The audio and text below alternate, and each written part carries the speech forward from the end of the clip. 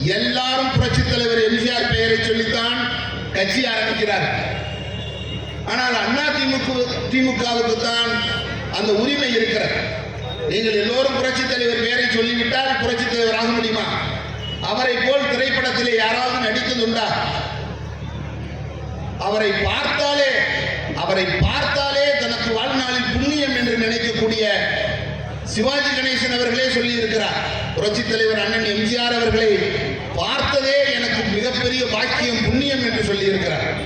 அப்படிப்பட்ட புரட்சி தலைவர் எம்ஜிஆர் அவர்களே இன்றைக்கு எல்லோரும் சொல்லித்தான் கட்சி ஆரம்பிக்கிறார்.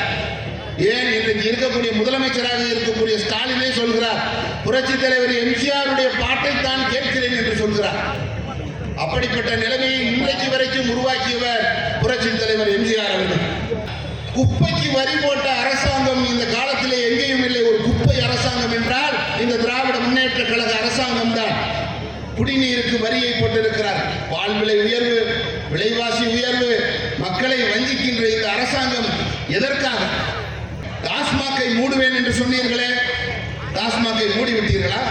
இந்த பொங்கலுக்கு மட்டும் 518 கோடி ரூபாய்க்கு விற்பனை. ஒரு லேப்டாப்புக்கு 1000 ரூபாய் லஞ்சம் வாங்கி இருக்கிறார். ஒரு லேப்டாப்புக்கு 1000 ரூபாய் லஞ்சம் வாங்கி இருக்கிறார். சிந்தித்து பாருங்க.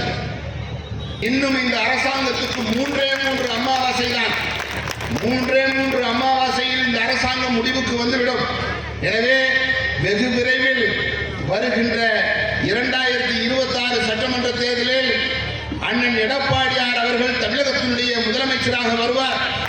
இங்கே திருப்பத்தூர் சட்டமன்ற தொகுதியில் இருக்கக்கூடிய வேட்பாளர் மிகப்பெரிய வெற்றியை பெற்று சென்ட் ஜார்ஜ் கோட்டைக்கு செல்லக்கூடிய அந்த வாய்ப்பை பெறுவார்.